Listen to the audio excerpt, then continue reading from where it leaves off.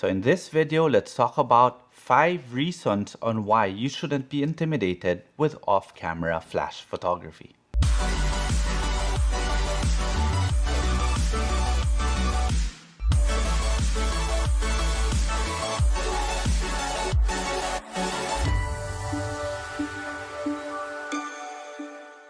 So hi everyone, this is Jiggie, a portrait and wedding photographer from the Philippines, and welcome to the channel.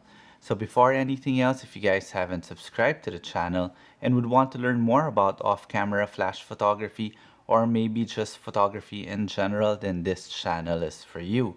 So you might want to consider subscribing, and while you're at it, click that notification bell so that you get notified every time I upload a new video. And if you want to see more of my images, you could always find me on Instagram. It's at Jiggie Alejandrino. So now this video was really brought about by, the question on whether or not there is such a thing as an ambient light photographer or a flash photographer. Well, for me, I did a survey online and asked why people who say that they are just ambient light shooters are not doing flash photography. And these are the 5 things that for me stood out on the reason why they're hindered in terms of taking that other step in terms of artificial lighting. For me personally though, there is really no difference between an ambient light shooter and a flash photographer or a speed light photographer. We are all just photographers, and these are just ways and means for us to be able to capture our image. We are all just manipulating and playing around with light. Ambient light shooters have a tendency to use what is there. Flash photographers have a tendency to use their flash all the time. For me, it's about using what's already there and combining it with your flash if need be. But here are the 5 reasons on why people are afraid to get into flash photography. The first one, they are intimidated because of the cost. Well, it was expensive for a time before all these cheaper brands started saturating the market. It doesn't necessarily mean just because it's cheaper, it's bad. It's not fantastic, but it's good.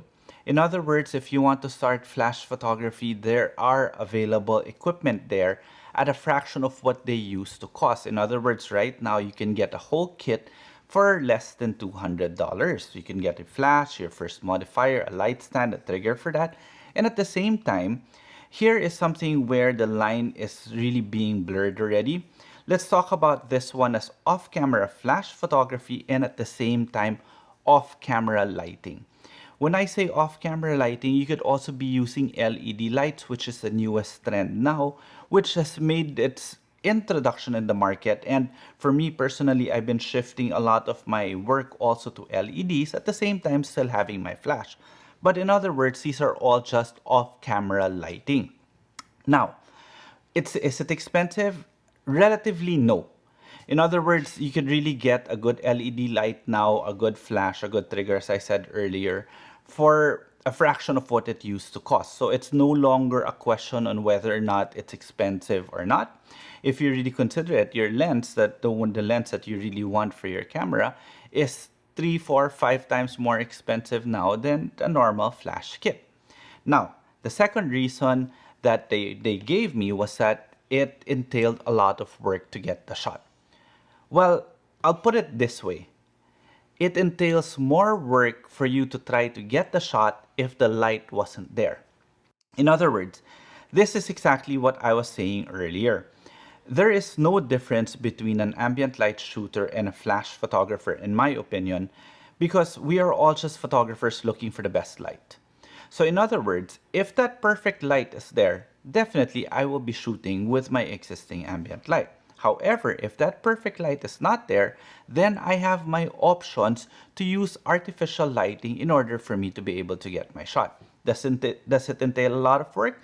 Well, to begin with, it does, but right now with the way that the new equipments are evolving and everything is becoming very handy and very easy to use, it doesn't take too much for you to set up.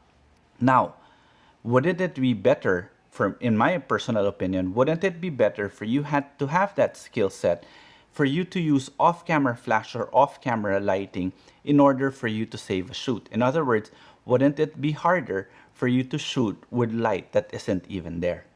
So That's one reason why I really believe that the amount of work is justified so that you can be able to get, so that you're able to get the shot that you want. But if the light is already there, then use that existing light. Now, another reason they gave me was the sheer variety of lights and modifiers. In other words, they get overwhelmed with the amount of things that they have to learn again with off-camera flash or off-camera lighting. But here's my question for you also. When you started photography, isn't there so many lenses for you to choose from? In other words, you've got your ultra wides, your primes, your medium telephotos, your telephotos. With your primes, you've got your 24, 35, 50, 85, 135. You have so many lenses, so many choices from so many different brands. It's the same thing also with flash photography or off-camera lighting. These modifiers and these lights all have a specific use. All you have to do is really take that extra effort for you to learn what the specific uses are. But at the same time, I've really worked with just one light and one modifier for a number of my shots. And it doesn't necessarily mean just because there's so many modifiers or lights out there that you have to use all. Sometimes it's just better to make it simpler.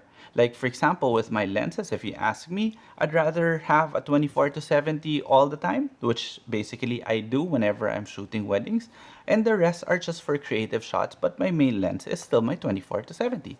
In the same way, when I am lighting, I have my main light and I have my one modifier that I use all the time. Now, the next one is that they find it to be confusing. Now, it's confusing because it's the basic understanding of off-camera light or flash photography is misunderstood. In other words, it won't be confusing if you only look at it this way. You have two exposure variables. In other words, one is the one that's in your camera that controls your ambient light, and another one that controls your flash, which is your flash power and maybe flash to subject distance. But take a look at it as just two. In other words, you've got your ambient light and your artificial light. So once you've gotten that notion in your head, then you will realize that you can control, that you should be controlling one independently of the other. So therefore, it removes the confusion of intertwining or mixing the light, because you're not really supposed to mix it technically.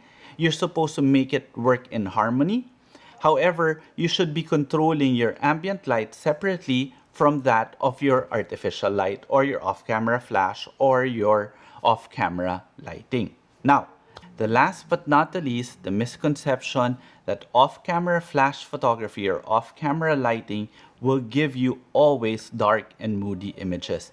That's not the case, because what I am saying here again is that your off-camera flash or your off-camera lighting is a way for you to actually create beautiful ambient light. Now, beautiful ambient light can either be light and airy, it could be dramatic, it could be focused, it could be a lot of things.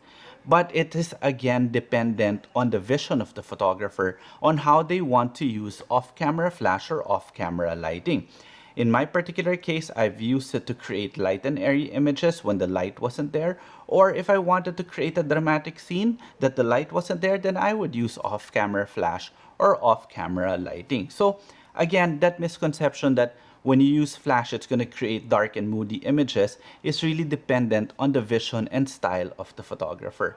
So by knowing all these 5 things, let me reiterate everything again. Number 1, it's really not expensive. Number 2, it's not that difficult to use. The amount of work is commensurate to the type of photo that you're going to be getting. Plus, again, if you don't have that light, it's even going to be worse for you. Now, the sheer variety of flash units and modifiers, it's the same thing as having so many options for camera and lenses from different brands. Number 4, it's confusing. It's only confusing because you haven't taken that time to really understand how to do it. And number 5, the misconception with the fact that every flash photographer will create moody images, which is basically not true. Okay, so if you have anything to add to the list, feel free to leave it in the comment section below. And if you have any comments, again, leave it in the comment section below.